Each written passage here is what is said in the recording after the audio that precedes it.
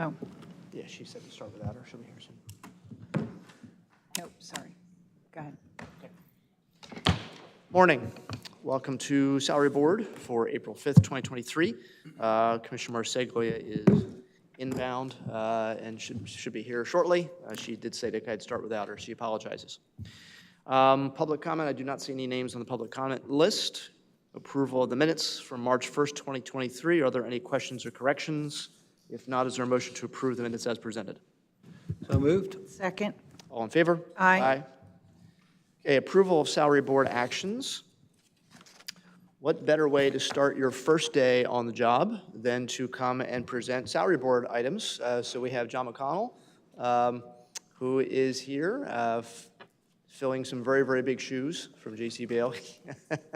And Dr. Damsker, of course, is with him. So welcome. Yeah. Good morning. Thank Morning. you. And yes, it is very big shoes to fill, and we're just going to try our best.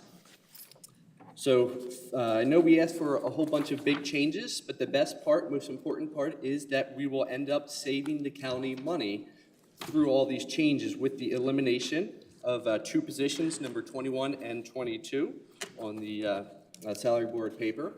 And big reasons why we need these changes is, like Commissioner Harvey said, is that JC has retired after 37 years, and we're looking to the future to try to make sure that we can grow and continue to be a successful nursing home, and we have a few people who will be retiring in the next few years. So those are the big range of reasons why we ask for these changes and some of these salary adjustments. Okay. All right, so in addition, you're adding an assistant admissions director. You're changing some of the pay for some of these, presuming that's you're kind of spreading out some of the responsibility to other people. Yes, spreading out responsibility, and with the addition of the assistant admissions person, admissions is responsible for the overall revenue of the building, and it's a 360-bed nursing home, and for every month that a bed goes unfilled, that's costing us $10,000. And the admissions director has been there for, it will be 40 years soon, and she's going to be retiring in about 2 to 3 years. So now is the time where we need to bring someone in and start the training, because she's going to be irreplaceable. Okay.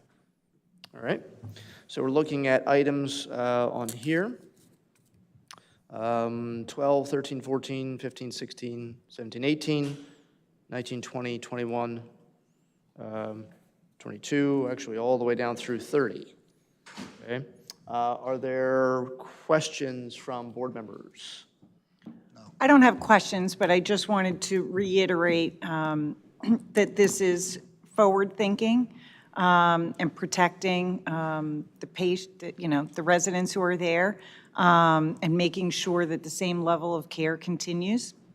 And I just wanted to ask you if you could explain just briefly, why the significant, first of all, with all of the operations that you're putting together today, or requests, excuse me, that you're putting together today, it is an actual decrease in overall budget for your office, but the necessity needed for these pretty significant increases. I just wanted you to explain that.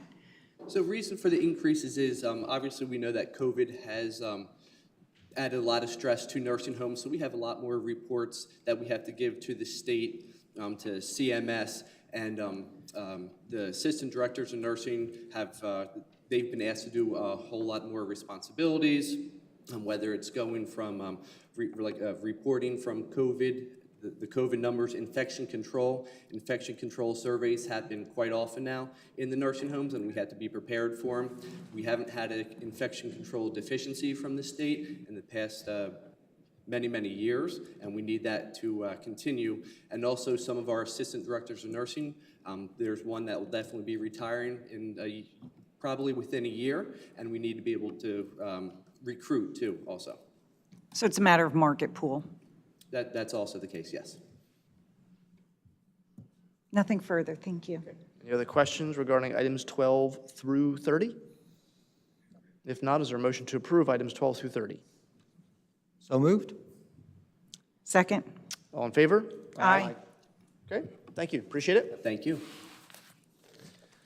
All right, we will go to Ms. Fitzpatrick, Law Department. again, members of the salary board. This morning, I'm simply seeking a title change to a single position within our department. There's no change to the salary cap or union code. I'm happy to answer any questions here, but as I've explained at previous salary board meetings, we're simply having the title catch up with the duties of the person already anticipated to take over that position. Are there any questions I can answer for the board? Questions from Ms. Fitzpatrick? Okay, is there a motion to approve item 1-2, title change? Second? All in favor? Aye. Okay, thank you. All right, we will go to Mr. Freitag from Board of Elections. Has quite a few things on here. Item 3, and then also item 41. Yes, I'll start with item 41, just because it makes a little bit more sense going that way. Good morning. What we would like to do is twofold. We would like to increase the amount of ballot box clerks that we have by 10. Currently, we have 24 ballot box clerks for 11 ballot boxes throughout the county.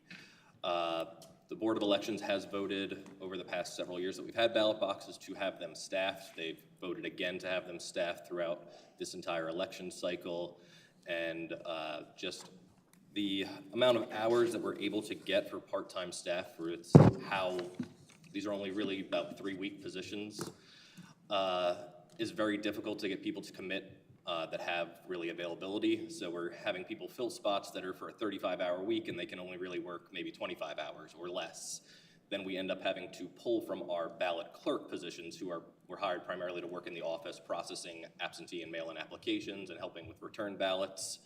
And then when they are out of the office, we then have to pull from other departments to come and assist us processing applications or processing with return ballots. And they are full-time employees who make time and a half when they are assisting us after hours. So just in, let's see, I have the numbers here, just in 2022, we did nearly 145,000 in payroll credits to other departments.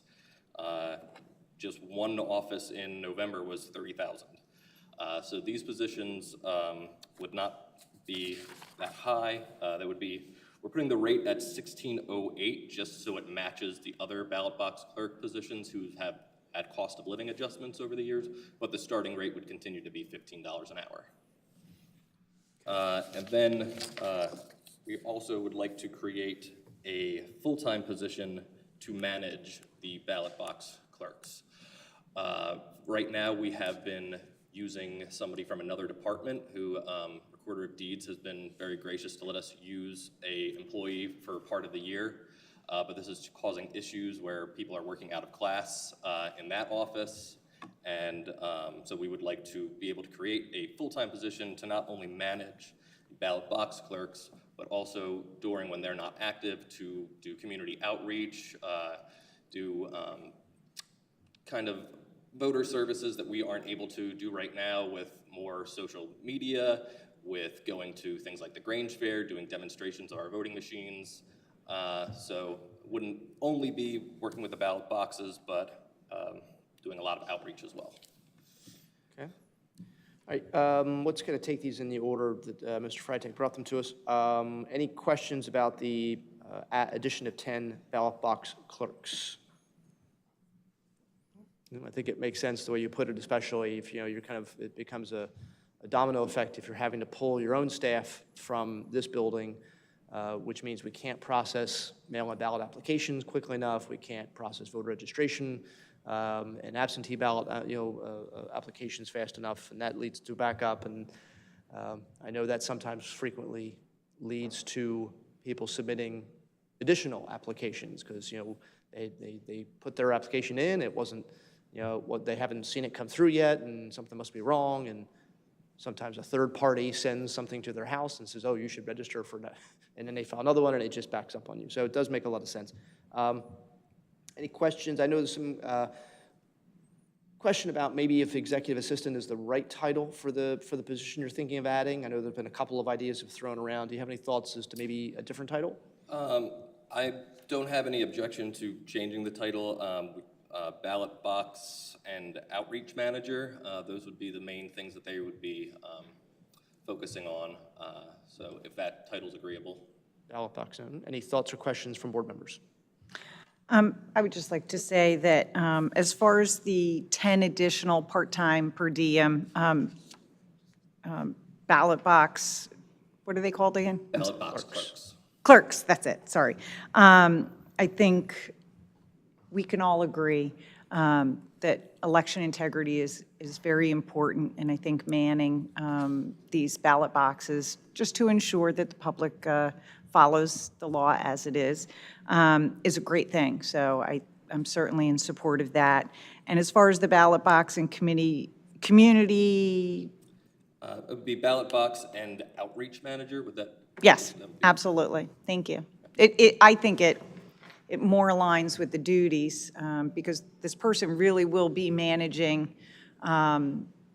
all of these per diems. That's a lot of people, and it's a lot of moving pieces. I just think it aligns with what the job duties of this person, rather than executive assistant.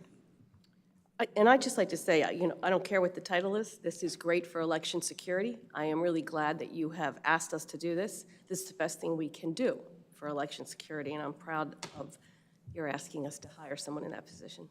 Thank you all. And it does help, too, the state does have a grant, which started coming out, I think last August was the first time we got the grant. That actually helps pay for this position. Yes, Act 88. And then there's also some pending legislation as well that may mandate us to either staff or at least at the minimum surveil the stuff. But as I said earlier, the board did vote again to man them. Okay. All right, so no more comments or questions. We have items 3 with the change to the title, and item 41. Is there a motion to approve those two? So moved. I'll second. All in favor? Aye. Opposed? Thank you. Sure. And just while he's here, I should have mentioned, so, for our recorder of deeds, this was true even of our previous recorder of deeds, thank you for your cooperation and helping us over the past couple of years.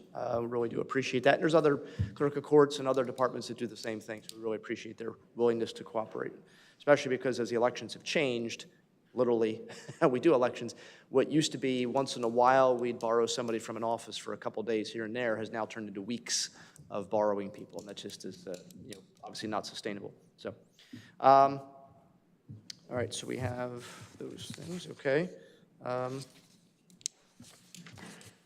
Mr. McPhillips, do you have what did I say?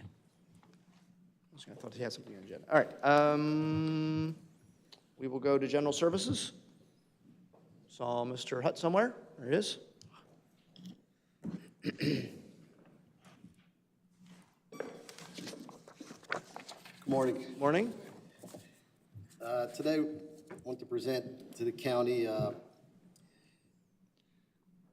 some positions to be increased from $19.38 an hour to $25 an hour, and these positions would be for Parks and Recreation. The county operates 2 pools, 2 boat rentals, in addition to many other kinds of parks and facilities. Our seasonal recreation managers play an essential role in the operation of the facilities. Without them, we cannot operate the pools, particularly the public pools like we have the non-membership requirement, are crucial for cooling spaces for our community, especially seniors. Boat rentals provide public water access to all of our community.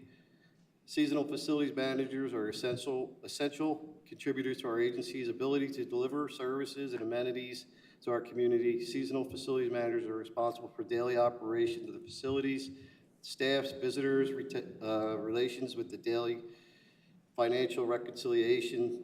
They are required to make key decisions and communicate effectively with park visitors and senior staff. And the CAP request in the line of most recent, the National Recreation and Parks Association salary survey of 2022, the recreation facilities manager, the hourly rate of $25 an hour or $52,000 a year annually for 2,080 hours. We're requesting a cap increase from $19.68 to $25 for all 4 seasonal managerial positions. And I have attached a description of the organizational chart. I don't know if you guys got to see that, but please let me know if you have any questions. Okay, you have that one, and you also have item 4.5, which is changing the maintenance to a grounds level 3. Yes, that one as well. And that would be basically getting someone up from a 3 to a 2 Okay, to increase their duties and their responsibilities that we get, either pesticide license or possibly CDL, stuff like that, to be more essential to the county in different roles. okay. Questions for Mr. Hutt regarding items 4, 5, and then items 31 through 40? I have one, or not a question, just a confirmation, basically. For the increase in hourly rate for the managers for your seasonal help, it's my understanding that it's not going to increase your budget. There's going to be some workaround with the hirees that it's not going to increase your budget, is it? No, it won't, it shouldn't increase our budget. The increases we're looking for are essential to the operation. One is lifeguards for the boat ramps. We need, people who know what they're doing, these things, to keep our people safe, and children and seniors safe in the pools. And the managers oversee everything, and they run the daily operations. So right now, it's just, can't get anybody for the $19 an hour. We're competing against other municipalities, the city, they're all paying more. So to get good quality people, to have our parks open for the summer, this is definitely needed. Thank you. Thank you. Yeah, I know Ms. Angie Nagel, head of Parks and Rec. I know she's been trying very, very hard to find and recruit and do everything she can do to attract people. As you said, it's a lot of competition out there, and municipal There is, and pools and everything Angie's else. doing a great job. She has a lot of good ideas, and, this is definitely necessary for us to Yeah. keep moving forward. The last thing we want to do is not have the pools open or the Right. parks open for the summer. Yeah, especially because I know Oxford Valley Pool's getting some work done on it, and which people have been asking for a while. So, and that's a big pool. Gets a lot of people. So, all right. If there are no more questions, we're looking at again items 4, 5, and 31 through 40. Is there a motion to approve? So moved. All in favor? Aye. Thank you. Thank you. All right. Next, we will go to. See, security has quite a few things on here, Mr. Bona. So we have item 10, 11, and then items 42. Hey, good morning, salary board members. Thank you for the opportunity this morning. First item is I'm requesting to raise the salary cap for the position of security office manager. This position has changed since we reconfigured the security department into the law and safety department within emergency services, and it's required the duties to expand. So the office manager's position is responsible for daily financial management of the department, including payroll and purchasing. Additional administrative duties include the organization of the peace officers' uniforms and maintenance and cleaning, as well as coordinating orders and replacements through the uniform company. The officer's manager is expected to oversee the per diem security screeners, including interviewing and recommending new hires, scheduling of the active screeners, and in some circumstances, stepping in to assist with screening when others are not available. Another component of the position is to evaluate the billing of the CCTVs and card access system, which is a huge component of what we do.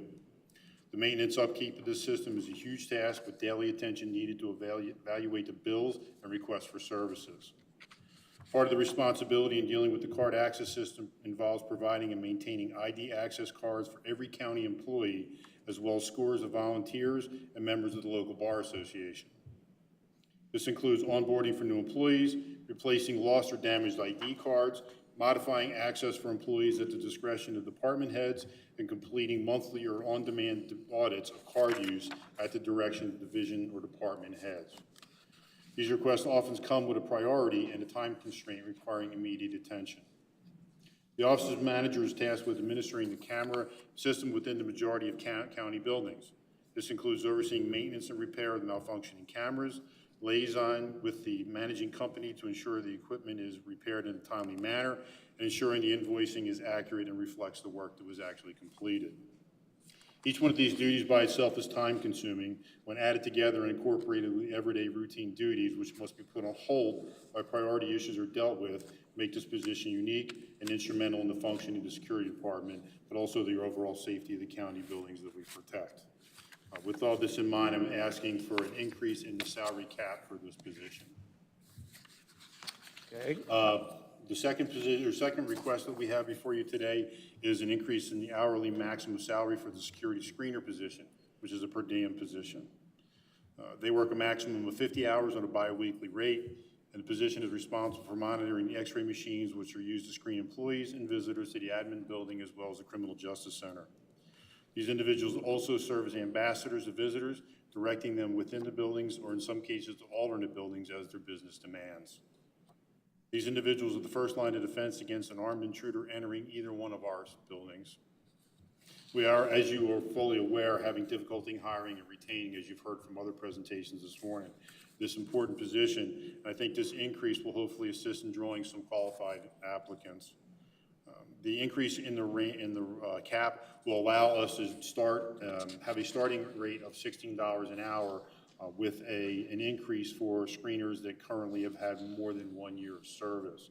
As it stands right now, basically everyone makes the same amount of money, those that have been here for several years as opposed to somebody who's just starting. And we'd like to be able to increase that cap so that we have a little bit of room to recognize the screeners who work so hard and have been here for some period of time. And that's all I have. I'm willing to answer any questions. Okay, thank you. Any questions for Mr. Vona? Okay, seeing or hearing none, is there a motion then to approve item 10, 11, and item 42? So moved. Second? Motion made and seconded. All in favor? Aye. Thank you. Thank you Appreciate very it. much. Okay, couple things from Human Services. I see Ms. Neff is here.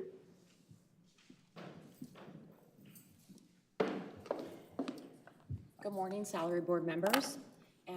I'm here this morning to request an additional position on the Human Services Manning Table, an opioid settlement program manager. And before I talk a little bit about the position, I just want to provide some background information. Bucks County, like so many other counties across the state, continue to address the opioid epidemic that is real in our communities under the leadership of the Bucks County Drug and Alcohol Commission. Diane Rosati is here today. And so many provider agencies, we are providing services and treatment prevention strategies to individuals and families around opioid use disorder. In 2022, so last year, the state of Pennsylvania learned that we would be receiving a significant settlement. Bucks County, along with many other counties, is one of the recipients, and we will be receiving approximately $45 million over the duration of about 18 years. And this is intended for counties to provide additional services and treatment and prevention work to address the opioid epidemic. So last year, at the direction of Commissioner Harvey and fellow commissioners, an opioid advisory committee was developed that is chaired by our executive director of the Drug and Alcohol Commission. A plan was developed to say, how are we going to start to utilize some of these funds that are coming to Bucks County?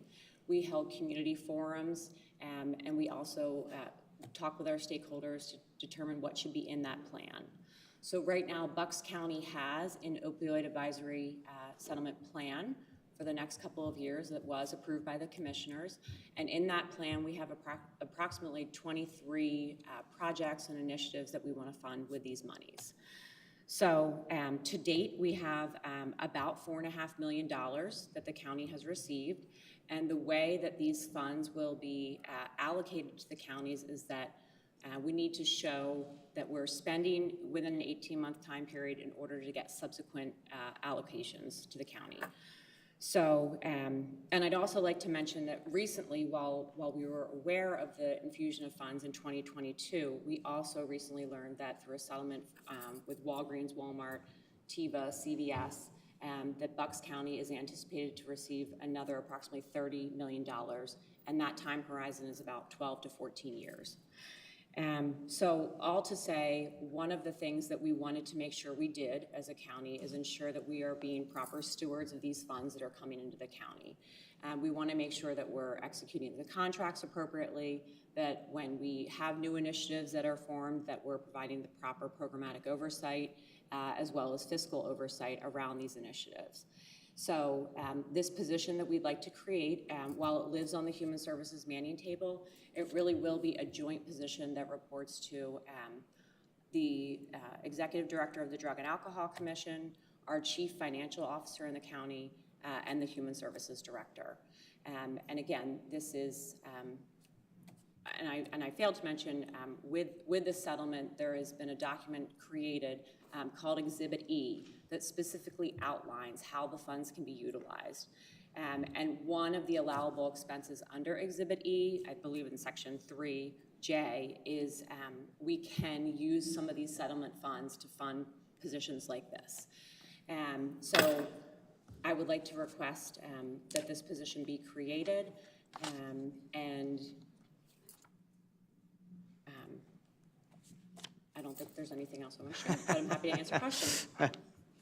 No, I think it was a pretty thorough explanation. Any questions on this one? Because obviously, adding a new position. No, my only question was answered. Thank you, as to whether or not the funds could pay for this position. Yep. Thank you. Thank you. Okay.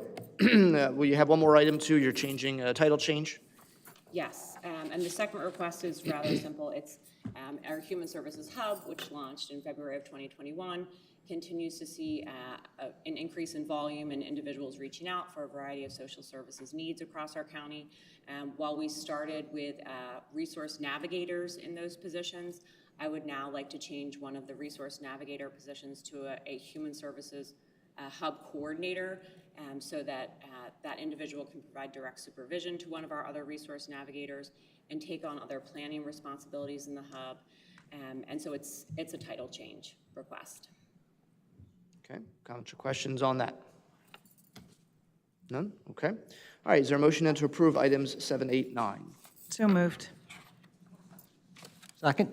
All in favor? Aye. Okay. Thank you. you. I need to abstain. Oh, I'm sorry. Sorry, I didn't have the number in the position in the hub. 8 and 9. 8 and 9. All right. We do them separately, you think? Yeah, I would just re-vote on that one separately. All right. All right. Let's, is there a motion to approve item 8, 9? So moved. Okay. Is there a second? Second. All right. All in favor? Aye. I'll abstain. Oh, Thank you. All right. Last but not least, Dr. Damsker. Good morning. Thank you very much. So we are adding an epidemiology data manager, hopefully, to the health department. This position already exists, but they're from an agency, and we want to bring them on full-time with the county.